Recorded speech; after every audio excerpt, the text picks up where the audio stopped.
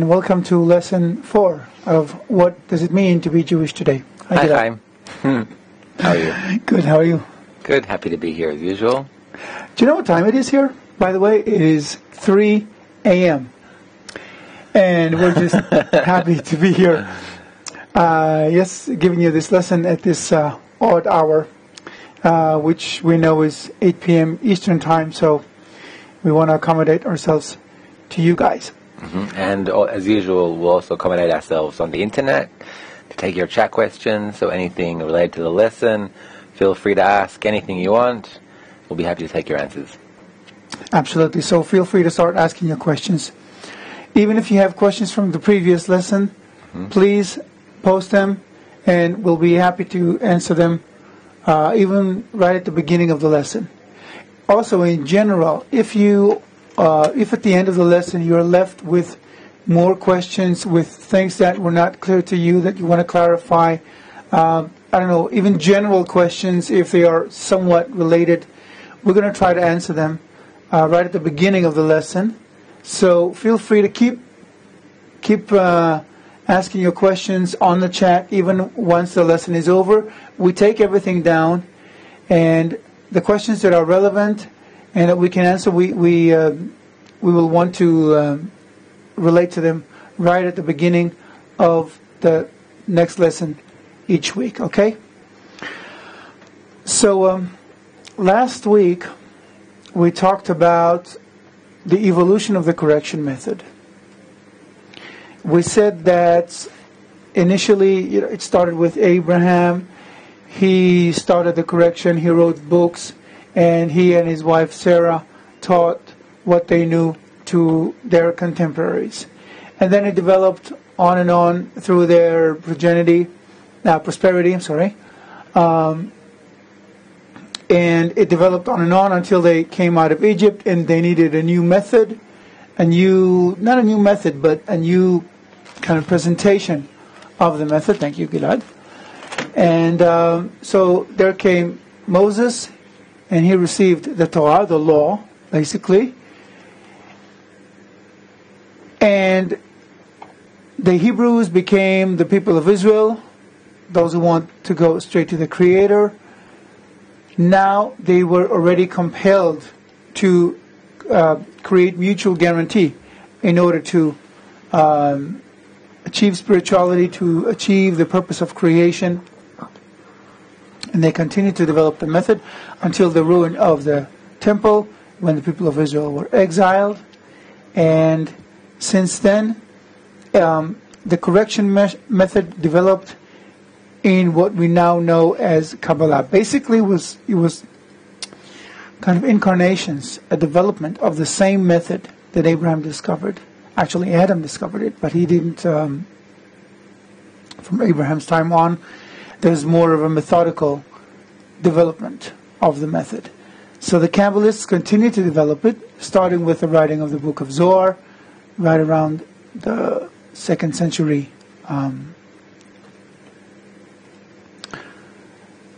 And after that, in the Common Era, CE. And after that, they continue to develop the method. But now, there are two channels, I would say. One is the channel of open Judaism, and the other is the channel of Kabbalah, which is more concealed. And in it, Kabbalists develop the correction method until basically the Ari in the 16th century. Now he comes out and develops what is now known as Lurianic Kabbalah. What he did was he developed a more methodical, more systematic method of correction, which relates again to the book of Zohar. And from his time onward, it became more and more pressing to reveal the correction method, because the world gradually became more and more needy of it. Okay, we know about the Renaissance. People start talking about humanism. They begin to realize that humans have some kind of mutual guarantee among them, that you cannot just treat anyone however you want just because you are the ruler or because you're more powerful. Morals were taken into effect. It was related not to Judaism, of course. The Renaissance relates more to the Roman time. But it really doesn't matter. What matters is that people are beginning to develop ideas and ideals that human lives matter and that life has a purpose beyond just a physical existence. It existed before, of course, but now in the Renaissance it becomes more prevalent, more widespread. The method continues to develop throughout the years, and eventually we end up with today, where today it is mandatory to reveal the correction method to all of humanity, and we're saying that the Jews have the role of revealing this method to everyone, and that's what we're going to focus on today. This is why we call this lesson and this chapter in the book "A Nation on a Mission." A Nation on a Mission, and we're going to talk about exactly what that mission is, and why it is so important today. Okay, so if you look at slide number 1. Just before we continue, maybe. Yeah. Quick question from me. What's that method of connection? Sorry, what's the method of correction? Method of correction. The method of correction. Okay, so we're going to repeat that as well. Kind of gave it away, though. Yeah. Well, we know about human nature already. Yep. That we're all very nice people, or at least naturally. Naturally, yes. But that underneath that niceness, it is written, evil crouches at the door. In other words, as soon as we're born, if you look at children, you see that they're not that nice. I mean, they're cute, they're beautiful, they're lovely. But children are about reception. In other words... Not my child. Not my kid. Of course, not mine either. But, everybody else's. Mine is an angel. Objectively. Yeah, of course. But seriously, human nature is about reception. Now, with children, it is not yet egoism. Children, act very naturally. It becomes egoism when people begin to exploit one another, and that's when the corruption comes in.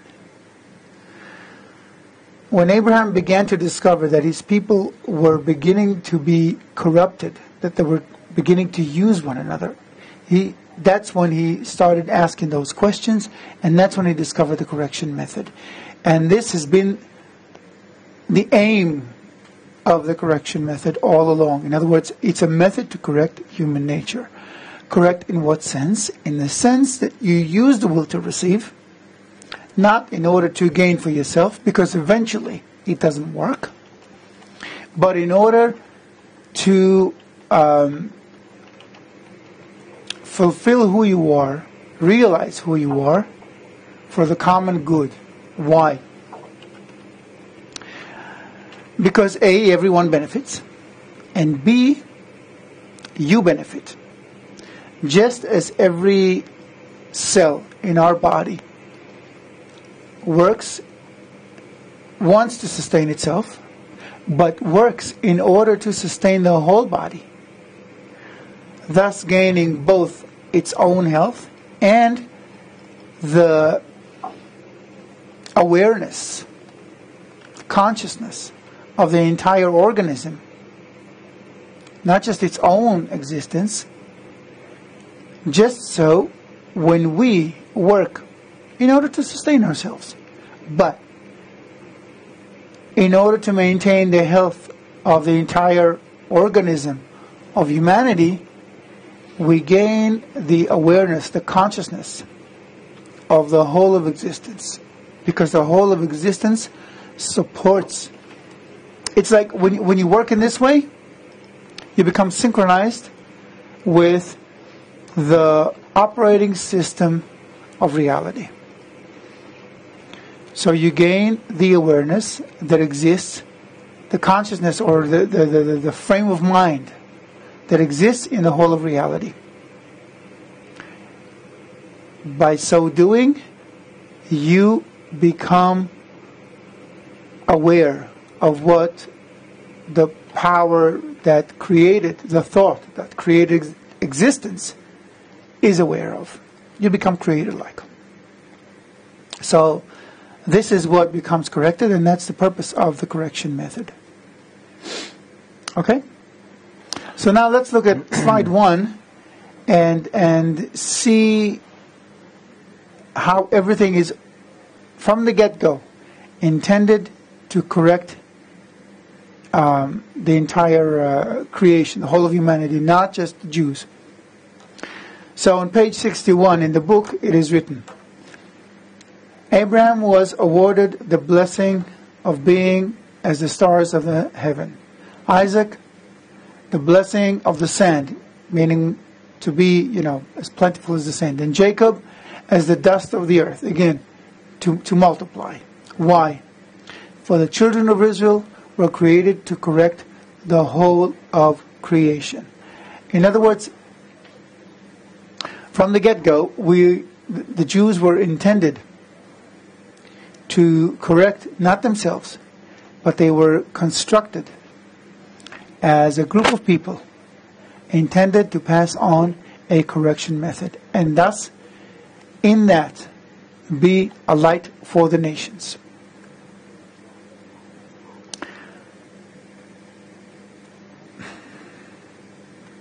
However, in order for that to happen, because human nature is what it is,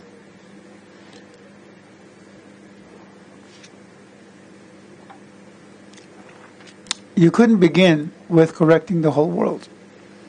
There's a very well-known story about how God took the Torah, His law, and tried to give it to all the nations. But all the nations refused,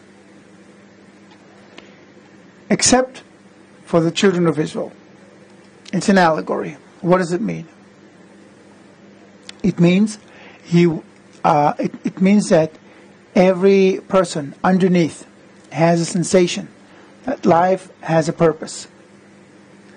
But until you are ready to pursue it, you pursue other goals, you have other desires, you have other things in mind. First, I gotta make some money first, I need to take care of myself, of my family and everything. Or first, I want to learn, there's so much to know. Life's purpose, it's great, it's very important and everything, but I have other things in mind right now. There are all kinds of desires. When your biggest desire is to discover what it's all for, then it's considered that your point in the heart has awakened and you are ready to receive the Torah. What does it mean to receive the Torah? To receive the law. To become aware that there's an underlying law behind everything that exists. And you want to become aware of it.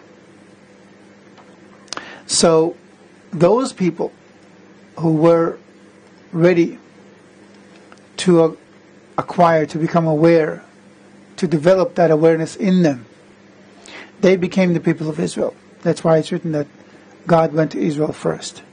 It's not, as we said before, Israel is not some kind of a clan or a nation that existed in and of itself.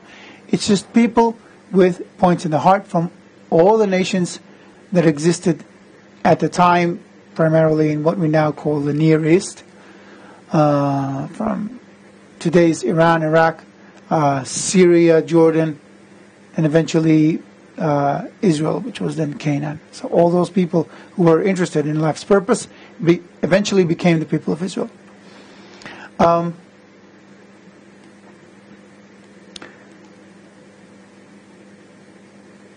So the Israeli people are correct at first, but it's like a deposit. They still have the obligation to pass it on to the rest of the nations as soon as the rest of the nations are ready. Now here's where the problem comes in. Once a person is ready to receive the correction method but doesn't get it, that person becomes uncomfortable, dissatisfied, and begins to develop an underlying, an unconscious sense that not only is something missing in life, but there's someone who's hiding it from him. And that's where anti-Semitism comes into play. It's not a conscious thought process.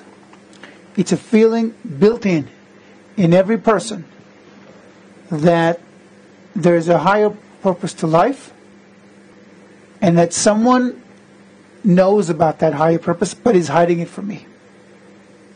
So the more developed, the more ready people are becoming, ready to know life's purpose, the more anti-Semitic the world is becoming. We have to be aware of it. It's a process that goes in sync with the purpose of creation, with evolution of desires. So we cannot expect anti-Semitism to diminish as long as we do not provide the answers to life's questions. Because people are becoming more and more ready to get those answers. And those answers that they don't have are what's missing in their lives, whether they know it or not. But the answers have to be available. I'm going to add to that interesting to see that also science today is coming closer to that understanding. How so? Because all the new fields like positive psychology, network science, behavioral economics, all these new fields of science, they're actually beginning to examine the true nature of human beings.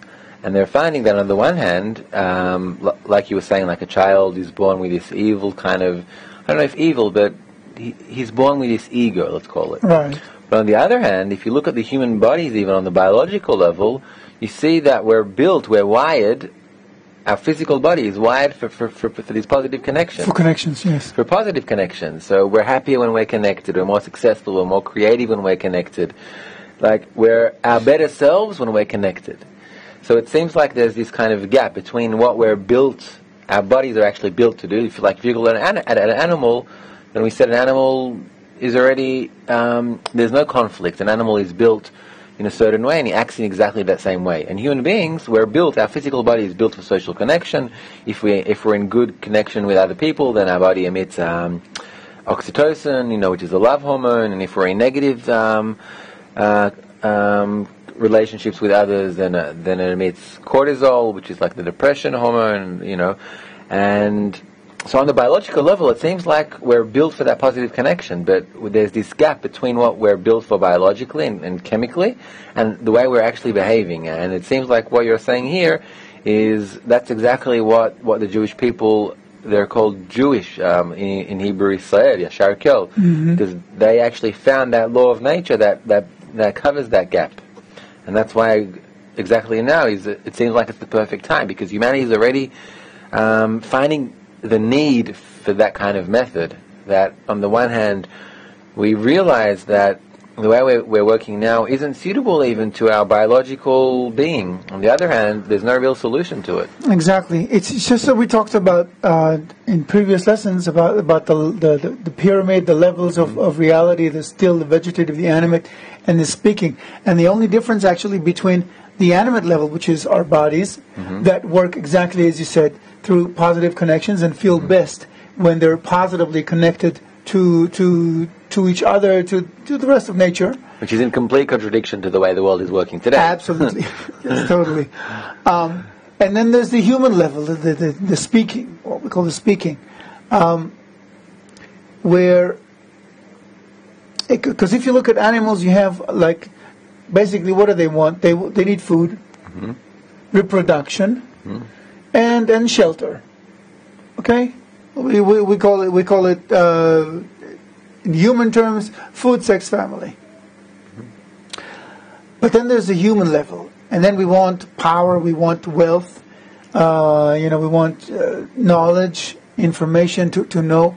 All the things that are related to the connection between human beings, because knowledge and power are irrelevant for a person who's on an island alone. Exactly, but here, because they're related only to human nature, and as we said before, sin crouches at the door, then what happens is we misuse them.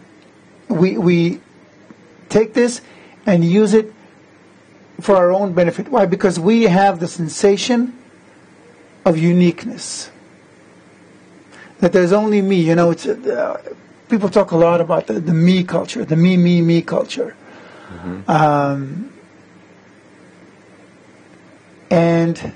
And that's what we need to correct. Because here, it's not as if.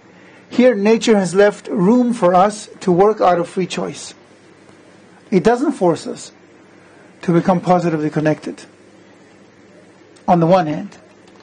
On the other hand, since we choose not to become positively connected, but we are connected nonetheless, then we are negatively connected. And then cortisol comes in, and all those bad sensations, and then we have human society looking as it does. Now, how do you fix that? You can fix everything only when you look at things from top down. Okay? You cannot study yourself. This is why there are all these arguments about whether or not psychology is a science, psychiatry is a science. All the human sciences, social sciences, are not regarded as exact sciences. Why? Because you examine human behavior changes. It changes according to genes, to the environment, to the social environment, to the situation, to many things, and there are no absolutes. So people are basically groping in the dark. Until when? Until you go above it. Until you develop perception that gives you a higher perspective, where you see everything from the underlying, from the perspective of the underlying force that creates everything. And then it's like you have an outlook, you can see everything from above, and then everything becomes natural and obvious. And then you can examine human nature, and then you know how to correct it. It's exactly the correction method. So, above the speaking, there is a spiritual level. It exists in each of us, but we all have to develop it. Not all of us will have to become scientists of that correction method, of course, but we will all have to know how to implement it. Just as we don't have to be, electrical engineers in order to know how to operate a microwave, but we all have to know how to operate a microwave in order to be able to cook today. Can I test your theory? Can you pass me the remote control for the air conditioner? Let's see if it works. Yep. I'm not an engineer, and I can change the temperature of the air. Yes. That's exactly it. Let's read a few excerpts that talk about excerpts and then questions? Yeah. Okay. Okay, so So Lynn and Slide Sue number will get you in a minute. 2, please. Right? Yes. Slide number 2.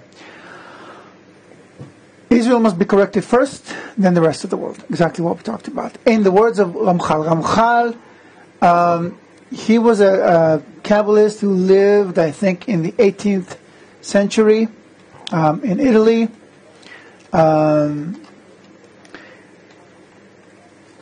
The Orthodox Jews of his time didn't like him very much, to say the least. They excommunicated him and they basically gave him a hard time. But he really had a good notion of what life was about. So here's what he wrote. You should know that creation as a whole will not be completed until the whole of the chosen nation is completed in all its decorations. Consequently, the world will reach the complete state. We must come to a state where the nation, the Israeli nation, is fully complemented, in other words, corrected, in all the required conditions, and the whole of creation receives its completeness. And then the world will be established permanently in the corrected state. So you see that Kabbalists and rabbis, not just Kabbalists, throughout the generations push toward that. Jews have to be corrected. Why? In order for the whole world to be corrected. Let's look at slide number 3. Our vocation is the fate of the world. Sorry, our vocation and the fate of the world. That's on page 64 if you're reading from the book. Since our own vocation is ever standing, accompanying the vocation of the whole of nature, whose law is to complete all creations and bring them to the apex of perfection, we must guard it devoutly for the life of us all, which is kept within it, and for the whole of humanity and its moral development, whose fate depends on the fate of our existence. So again we see that the correction is one of morals, one of human relations, that through improving human relations, not for the sake of improving human relations, but for the sake of becoming synchronized with I would say, the trajectory, the vector of creation.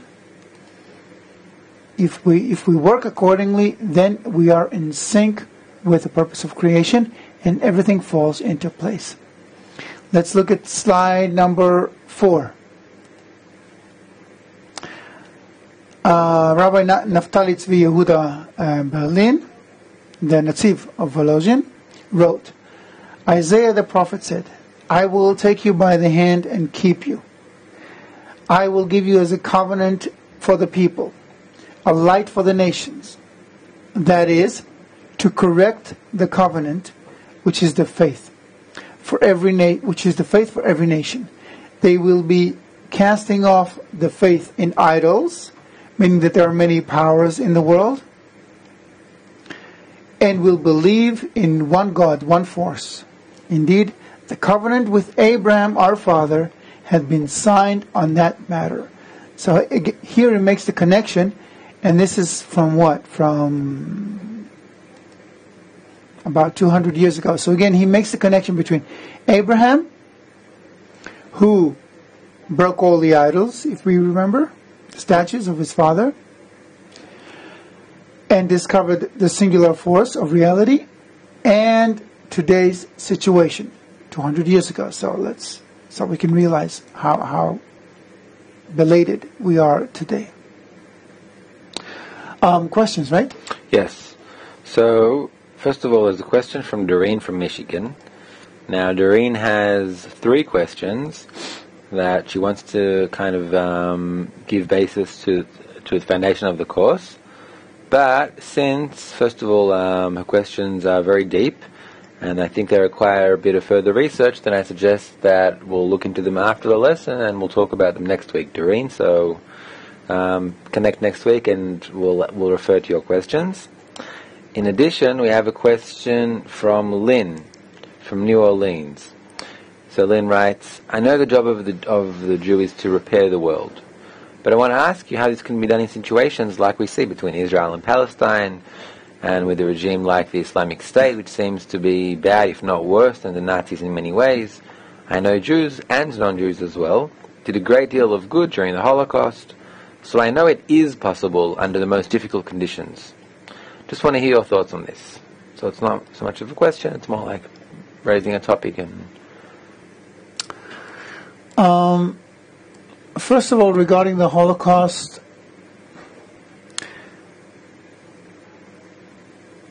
there were warnings before the Holocaust that something like that would happen. Rav Kook warned about it. Rav Ashlag not only warned about it, but he was born in Poland. And he realized that bad things were going to happen. So what happened is, he started to explain to people, and he was in a good position to explain. He was, at that time, Warsaw was like the capital of European Jewry. And he was a judge, Dayan, in Warsaw. So when he said something, and he was considered a genius, when he said something, people listened. So he started saying that things are going to get worse here in Europe. He started explaining about the role of the Jewish people and what they have to do, and he started talking about unity and everything. But at the time, the Jews would not listen, most of the Jews. So what happened was, he gathered around him those who would listen and told them, let's go to Palestine, today's Israel. This is the land of Israel. This is where we need to build our unity. This is where we can fulfill our vocation. And if we go there, we will succeed. And we will also save ourselves, because the world is going in a bad direction at the moment, and the only way we can change it is by uniting. So he started uniting people around him, around the idea, just like Abraham, not around himself. And the leaders of the community in Warsaw objected more and more strongly. He was excommunicated.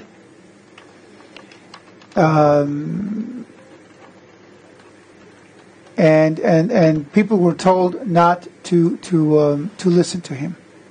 So he gathered those that he could, those who would listen to him, and together they ordered from Switzerland wood houses to be shipped to Palestine. 300 families, where he planned for them to all move together to Palestine and establish a settlement there, and live together and create unity and begin the correction process. So there were 300 families ready to go to Palestine, to Israel. And the community leaders of the time, there's documentation about all of it, spoke to each of those families and told them, if you go with Rav Ashlag, you and your families will be excommunicated. We will just completely ignore them. We will not let you marry anyone from our community. You will not receive any support, moral, financial, of any kind. No services, nothing. If you go with him, to us, you're not part of the community, you're not Jewish. So all those families, all 300 families, went back on the idea and stayed in Poland and didn't go with Baal Sulam. He went there with only his family.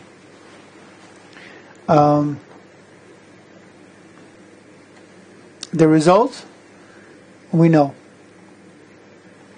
So it's very sad. But again, if we look ourselves in the eye, we cannot blame anyone. We Jews, have a mission, a role to play in humanity. There is a good reason why all people, are so focused on the Jewish people and on Israel. People who aren't aware, less educated people,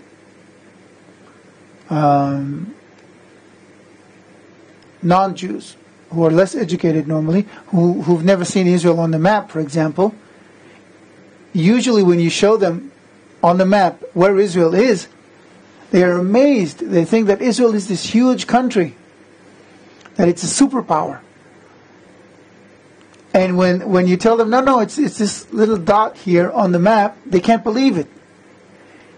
And why? Because naturally, every person in the world is focused on Israel. Israel serves as an example in whatever it does. Whenever it does something good, it immediately radiates throughout the world. Whenever it does something bad or not so good, negative waves are projected throughout the world, and everybody accuses Israel of everything. When Hitler said that if European Jewry drags Europe into another war, it'll be the end of the Jews in Europe, he didn't say it as propaganda.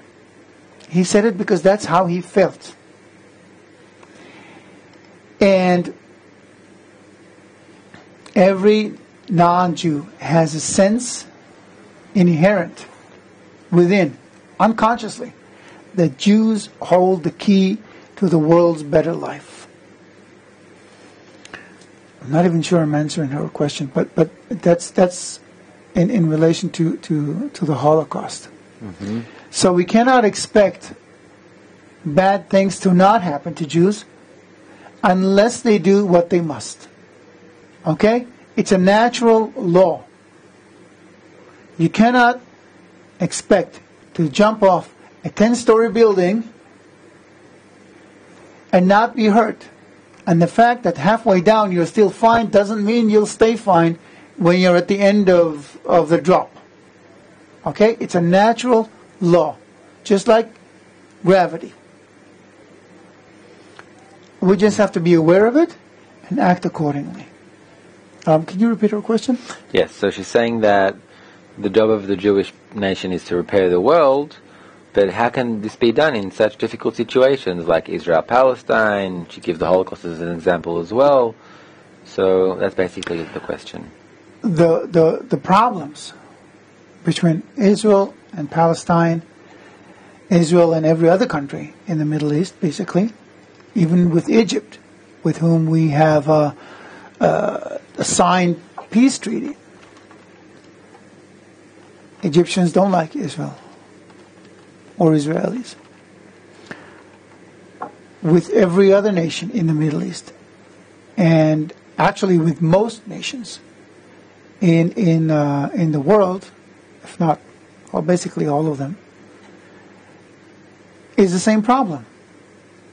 If you look at the UN resolution from 1947 that gave the Jews an independent state, you will see that the majority of the world was in favor of Israel. Why? Not just because they felt guilty about the war. It's because subconsciously they know that the Jews should be in Israel. In what sense? In the internal sense. That those who are in Israel have a role to play in relation to the rest of humanity.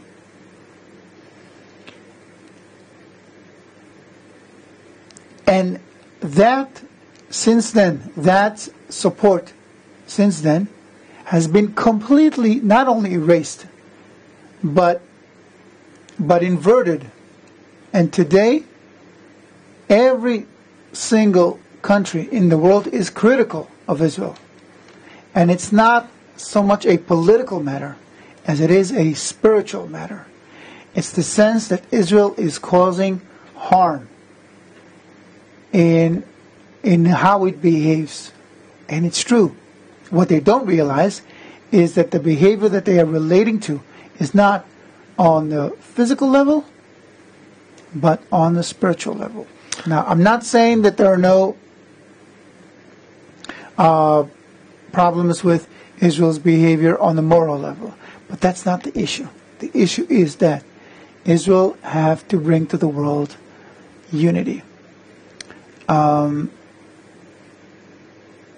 until we do, everybody is going to hate Israel and justify anyone who goes against Israel.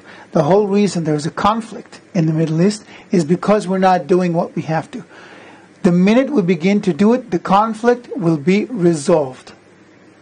How it'll be done politically, it makes no difference. Whether it'll be one state for all the nations or there'll be an agreed upon border, it doesn't matter. Everyone will feel happy and content and healthy and well taken care of. Everything will be okay as soon as we begin to do what we must. And we have proofs of that. In Israel, there is a social movement called the Arvut, Mutual Guarantee. We can call it a social experiment. During all of the summer of this year, 2014, they had what is called discussion circles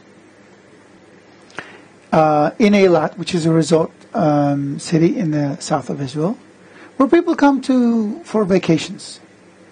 People would be invited to join into those discussion circles, and they would have discussions following certain rules of discussion. You cannot object to what another person says. Only one person speaks at a time. You can add to what the other person said, or you can express your own opinion, but you cannot negate someone else's view. Am I basically mentioning everything, or? Yeah, you said, right? All right. And that was it. And then they were given topics to discuss. Sometimes very sensitive topics, even political topics. And the people who joined into those circles, you couldn't choose them. Anyone was asked. So you often had Jews and Arabs sitting together in those discussion circles and talking. In not one of those discussion circles did it happen that the atmosphere was bad, that the sensation of unity did not prevail over anything. People forgot that they were enemies, and if they didn't forget, they said stuff like, "It's the first time I can see the human behind the Arab, or the human behind the Jew." And people started exchanging emails and phone numbers and everything. People wanted to connect, to stay connected. Sometimes the host would leave and move on to another discussion circle, and the people in the circle would stay and create a WhatsApp group and whatnot. The minute you start uniting, the idea of animosity dissolves. So we just have to implement it. That's all there is to it. Okay, so we've got a few questions coming up now. First of all, Sylvia from Guatemala said, what Jews are blamed for mostly is the chaotic economic situation in the world. Whether it's true or not, that's propaganda we hear in the media. And they are blamed for everything, for all the wars, for the economic situation, for the tsunami in Japan, for everything. I'll read something interesting in a second. Okay. Do we have to respond with our dissemination or programs like this one? Just before Chaim answers, I just want to read something, Sylvia, from this is a quote from Professor Michael Curtis of Rutgers University. He wrote this in 1987. So he says, the uniqueness of anti-Semitism lies in the fact that no other people in the world have been charged simultaneously with alienation from society and with cosmopolitanism, with being capitalistic exploiters and also revolutionary communist advocators. The Jews were accused of having an imperious mentality at the same time that the people of the book. They were accused of being militant aggressors and at the same time as being cowardly pacifists, with being a chosen people and also having an inferior human nature, with both arrogance and timidity, with both extreme individualism and community adherence, with being guilty of the crucifixion of Jesus, and at the same time held to account for the invention of Christianity. So it's just completely irrational, and it goes to show that the reason lies underneath all of that. That it's not this or that or any of that. It's under that. It's under all of that. It's kind of, there's this hatred that's looking for a channel to express itself. Today you can see it most overtly in hatred of the state of Israel. But in all those, but basically it's all the same hatred from way back, thousands of years now. Yeah, very nice. And, it's interesting to see that I think we spoke about it last lesson, about all the Jewish Nobel Prize winners, and there's that, right. Probably have seen that video that's called Boycott Israel, that it's like a kind of a parody, that you say you want to boycott Israel, and then you show all the amazing Israeli inventions that were made, and if you want to boycott Israel, then you've got to stop using them, like a Mac computer, or all these medical appliances. And it seems like no one really cares. Right. So even that's the point. The Jewish nation has won all these Nobel Prizes and all these inventions, and only we count those prizes. Yeah, exactly. It really seems that that's not what the world is expecting from us, to make another invention and to be more creative or something like that. It seems like there's that inner kind of sensation that we owe something. No, but we do need Mac computers, though. We do need Mac computers. We do, and they can be used in a very positive manner. But we also need to be a light for the nations. Exactly, and I think that is that's the root, like you were saying, that's the root of all those contradicting claims, and completely irrational. It's completely irrational. It's like if you have this resentment for someone, then you can just blame him with different things, and it doesn't even matter, because you inside you have this thing for them. I heard Dr. Lightman explain it in this way. Just imagine you have a neighbor, like a next door neighbor, and you have this constant gut feeling that this neighbor is constantly plotting against you. He's very nice to you. Really, he's a generous person.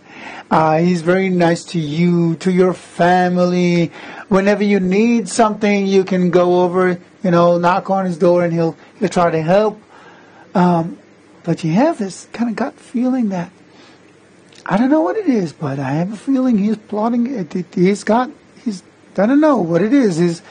There's something about him. Something's wrong with him, and it's turning against me. And that's how non-Jews feel toward Jews. Now, where does it come from?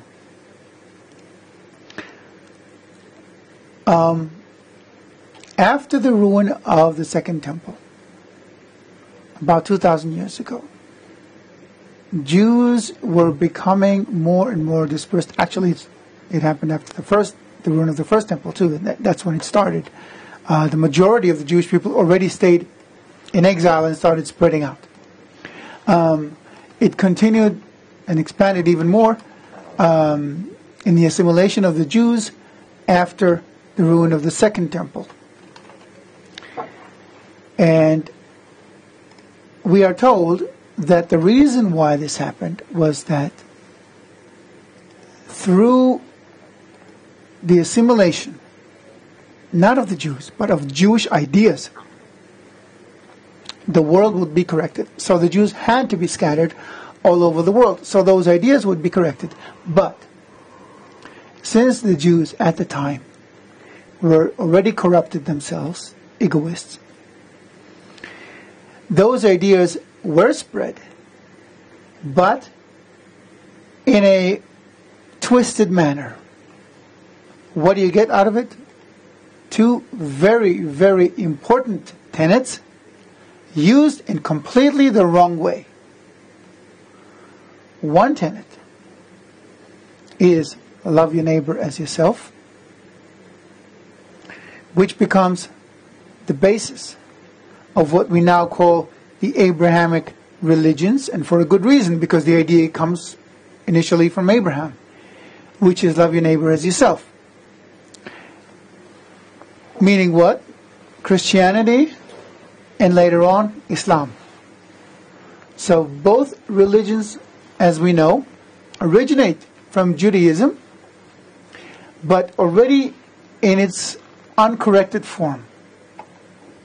That's one thing. And the other thing is monotheism.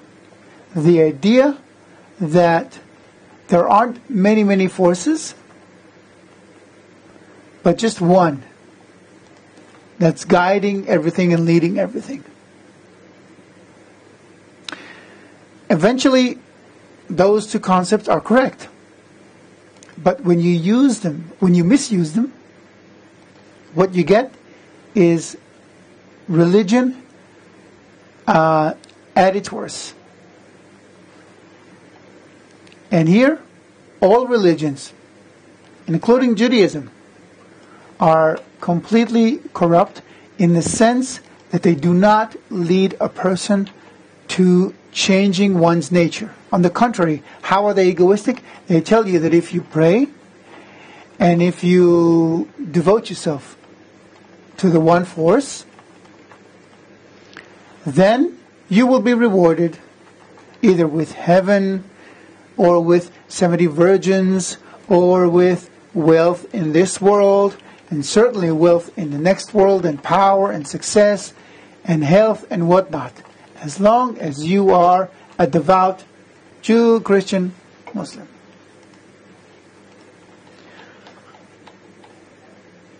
And that's totally the wrong idea about spirituality. Instead of saying, if you discover, you don't have to devote yourself to anything, you have to discover that singular force, then you will change your nature from receiving everything for yourself and having all this health and wealth and everything for yourself, and you will all love each other, and then you will be happy and wealthy, and you'll be omnipotent and omniscient and all those good things that you wish for yourself. But first, you got to change your nature.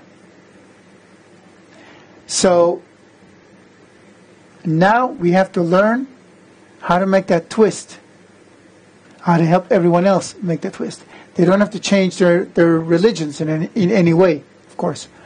They just have to add that spice. Torah is called the spice, which is how you use everything, how you use human nature. So the assimilation of the Jews throughout all the nations was very important, because now everyone has the idea that there's one force, and that correction happens through love your neighbor as yourself. This is how we achieve that, how we come to perceive that singular force. Let me read you a few excerpts. If we can look at slide number 5. Slide number 5, Jewish ideas spread throughout the world. This is very good. Johannes Reuchlin, who's one of the founders of Renaissance. He was a political counselor to the chancellor. He wrote in the Arte Kabbalistica. Notice how the progenitors, the people who established the Renaissance, how they were immersed in Kabbalah, not just him, Pico della Mirandola too, actually Mirandola mostly. So he wrote this. Nevertheless, Pythagoras' preeminence derived not from the Greeks, but again from the Jews. He, Pythagoras himself, was the first to convert the name Kabbalah, unknown to the Greeks, into the Greek name philosophy. This is what Reuchlin wrote. Giovanni Pico della Mirandola. Look at slide number 6. He wrote this. He came even before Pico della Mirandola. He wrote this. In Oration on the Dignity of Man. Oration on the Dignity of Man is the seminal book for Renaissance. He wrote this. This true interpretation of the law, which was revealed to Moses, is called Kabbalah. So he connects between what Moses discovered and Kabbalah. He studied with El Madigo, who was a Jewish scholar expelled from Spain. He moved to Italy, and he started teaching there, I think in Padua. And Pico della Mirandola studied with him for 2 years. He was strongly influenced by his ideas, and he integrated many of them into his oration on the dignity of man. So again, you see how Jewish ideas, Kabbalistic ideas, become part of what later is the basis of the Renaissance and humanism. Look at slide number 7. Jewish ideas spread throughout the world.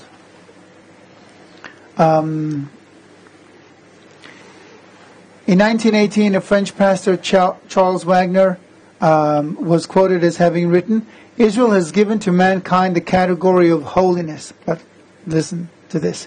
Israel alone has known the thirst for social justice. So he instinctively feels that holiness has to do with social justice and not inner saintliness, which is the source of justice. So you need to be a saint, in other words, corrected, in order to be able to implement justice, which is what? Which is, again, social cohesion, mutual responsibility. Look at slide number 8. Right? Right. Slide number 8.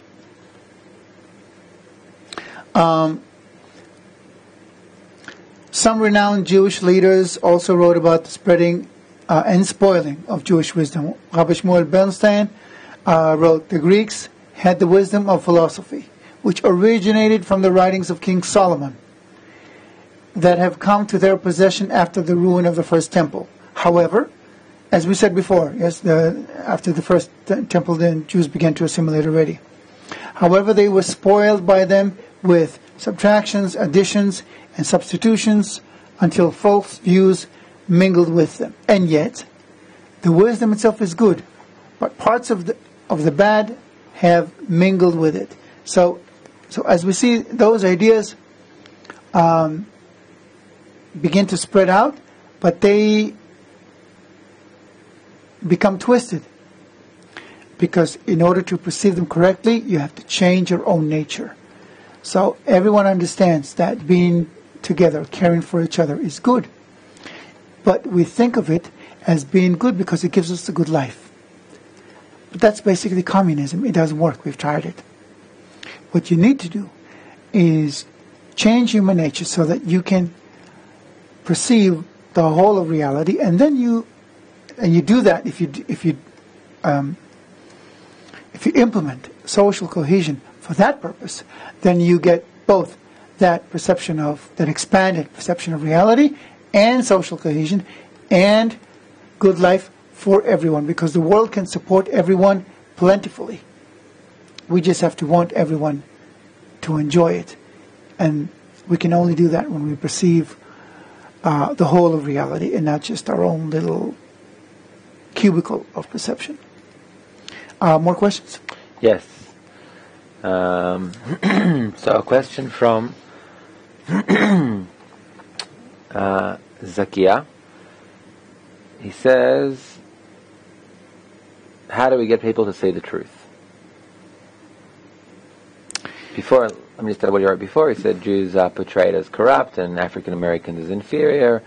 Is there a correlation between the two? And then there was a bit of a discussion Jews here and about African Americans? Yeah, and then there was a bit of a discussion about this, and but the bottom line is,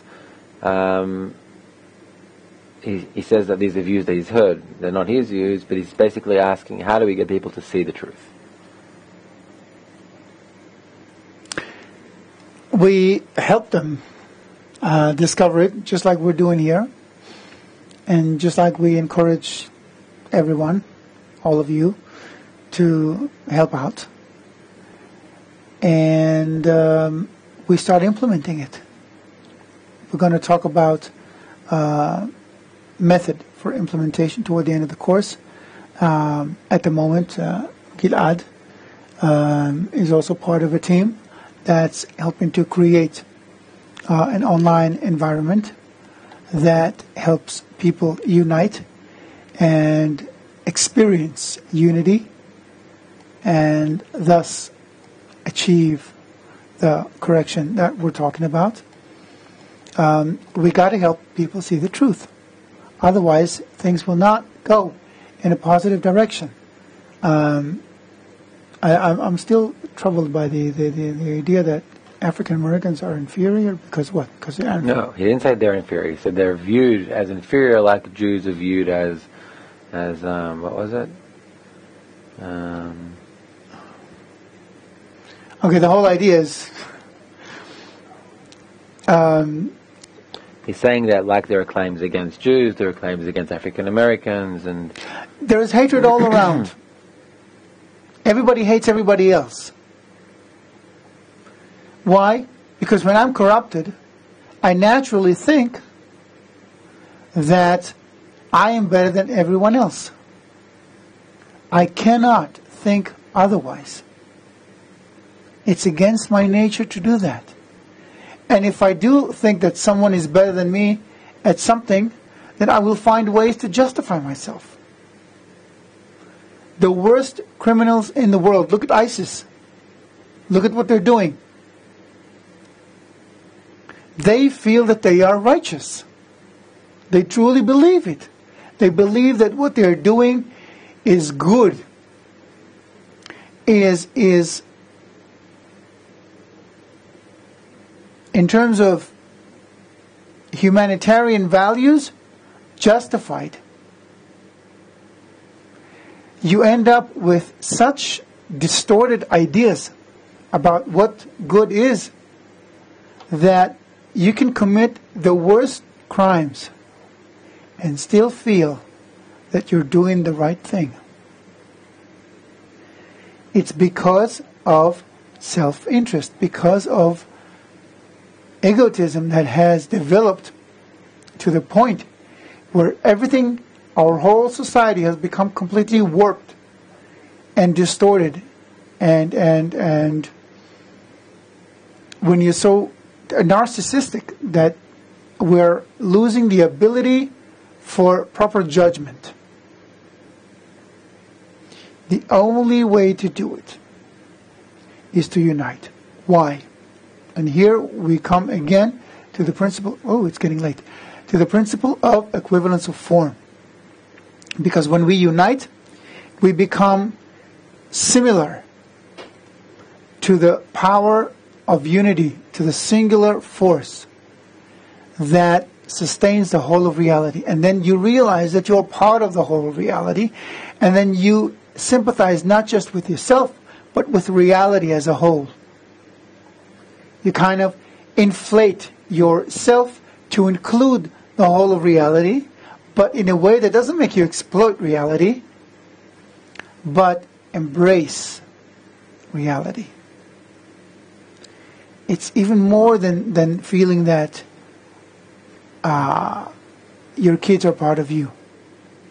That you feel that everything is you and you are everything.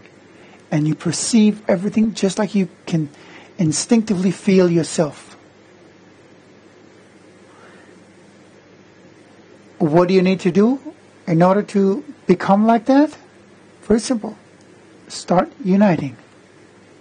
It's like this mantra that you have to keep repeating because it's so against human nature that we forget it. As soon as the lesson is over, we forget it because it's against our nature.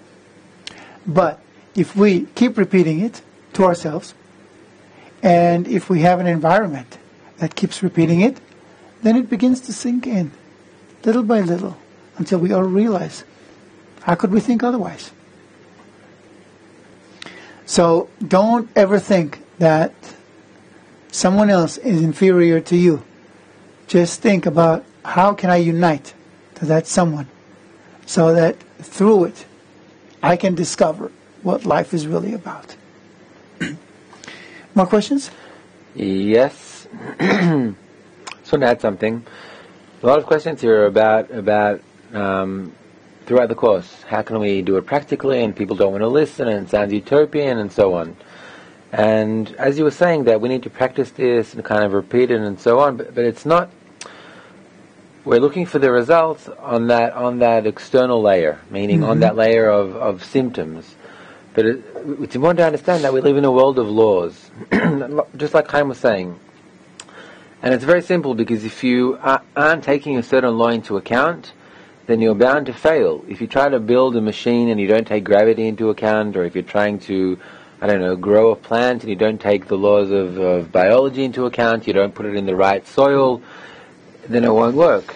And you can start explaining it by a million different explanations. But the bottom line is, you're just simply not following the rules of nature. And it's the same thing here. If we're finding that the rules of nature are to be built for for positive human connections, and what we're saying is that the people that found out this law first are the people that were called Israel, Yashar Kel, straight to that force, then the fact that you already are beginning to direct yourself in that law, that already is putting you in line with the laws of nature. That already itself is creating change on the most fundamental level. So it's not only looking at the results of saying, okay, I'm trying to explain to them about unity, they don't want to listen, maybe it's not working. That's just looking maybe, at the symptoms on the outside. But on the inside of the system, the second you start getting into that mindset of unity, the second you start getting into that mindset of the the foundation of real Judaism, then you're already beginning to put yourself in line with the laws of nature, and that already is suiting yourself to the system.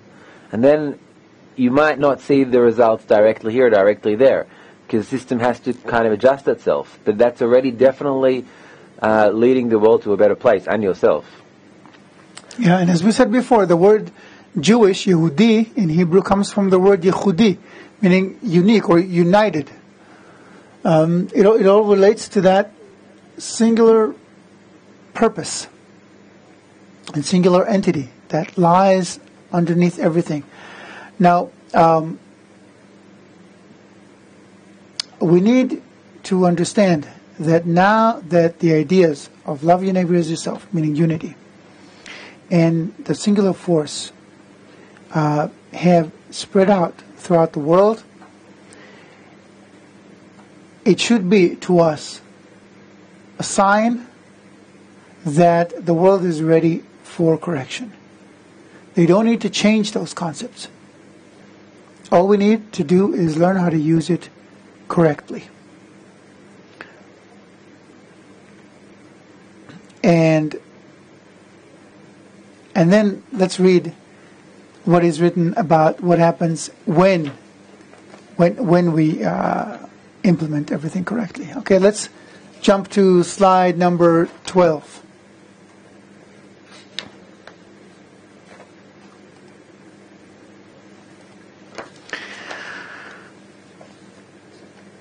Baal Sulam Rav Yehuda Ashlag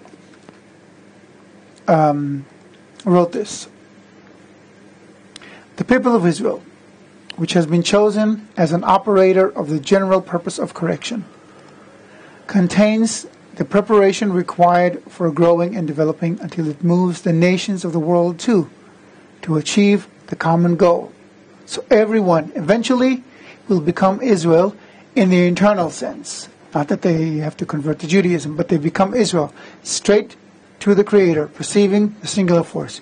And Baal Sulam also writes, look at slide number 13, please. What Jews were chosen for.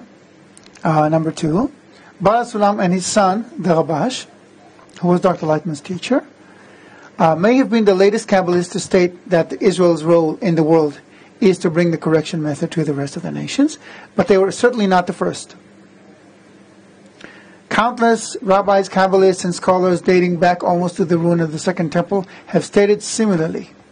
Midrash Rabbah, written around, I think, the 3rd century CE, states that Israel bring light to the world. Rabbi Yehuda Alta, the Admor of Gur, wrote, and any exile into which the children of Israel enter is only to elicit holy sparks within the nations. In other words, to spread those ideas. The children of Israel are guarantors in that they received the Torah, the law of unity, in order to correct the whole world, the nations too. So it needs to be clear. He writes this to the Jews, not to the nations. He tells the Jews what they have to do. Similarly, Rabbi Hillel Zeitlin writes, if Israel is the one true Redeemer of the entire world, it must be fit for that redemption. Israel must first redeem its own soul through unity, the sanctity of its soul. For that purpose, and for that purpose, I wish to establish with this book the unity of Israel, the correction method. If founded, the unification of individuals will be for the purpose of internal ascension and an invocation for corrections for all the ills of the nation and the world. So, this brings us into the topic of next lesson, which will be called Pariahs. Please read chapter number 5 as your homework for the next lesson. Pariahs in the sense that Jews are persecuted when they do not do what they must. And we will continue to elaborate on that in the next lesson. In a week, yes. Minus an hour and 15 minutes. Right. So that's December 16th at 8 p.m. Eastern Time. And we also ask you, like us on Facebook. Plus you'll get updates and you'll get links to the lessons there as well, so you kind of have everything from the lessons and the course just on that page, so it's very easy. And after this, after the lesson, when we send you the follow-up email, then in addition to the link you'll get to view the lesson as usual, then you'll also be able to ask questions in advance already, and that way we can already see your questions in advance. And yeah, we'll begin. We want to relate to them first thing when we start the next lesson. Mm-hmm. Also today there were a lot of questions we didn't have time to get to. Maybe we'll consider doing a question and answer session, just question and answers, maybe further throughout the course. Could be if we don't have enough time. If we don't have enough time to do it in the beginning of next lesson, then even questions from today and from last week. Yeah, we always have some questions that are unanswered. So we'll let you know. We'll consider it. And finally, if you want, you can send us a video question. In other words, you can upload yourself asking your question on a webcam and just post it on YouTube. And just put the link to that video question in the Leave a Reply section. We'll play the video in the course to ask your question, and it's cool. Mm-hmm. And that's it. So, very happy to be here. Very happy to be here. Yep. Mm-hmm. And we'll see you next week. Yes. Thank you, Gilad. Thank you, Chaim. Thank you for being with us. We'll see you next week. Bye-bye. Bye.